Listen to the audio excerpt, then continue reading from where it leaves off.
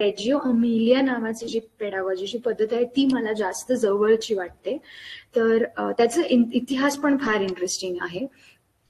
World war 2 झालं आणि world war 2 नंतर इटलीचा हा एक शहर आहे रेजिओ इमिलिया, आणि तिथल्या पालक आणि सिटिझन्स ते एकत्र आले आणि त्यांनी ठरवलं की हे जे घडलंय ते चुकीचं आहे. आता आपल्याला आपल्या मुलांसाठी एक चांगलं जग निर्माण करायचं आहे, चांगला समाज निर्माण करायचा आहे. आणि मग त्यांनी एका पडक्या बिल्डिंग मध्ये एक शाळा सुरू केली, एक नर्सरी शाळा सुरू केली, जी, आणि रेजिओ अमिलिया त्या शहराचंच नाव आहे. आणि त्यांच्यात एक एज्युकेटर होता त्यांच्यासोबत, ज्याचं नाव आहे लॉरेस मॅलागुसी. तर त्याच्या सोबत मिळून त्यांनी ही शाळा सुरू केली. आणि तो कॉन्सेप्ट फार इंटरेस्टिंग आहे.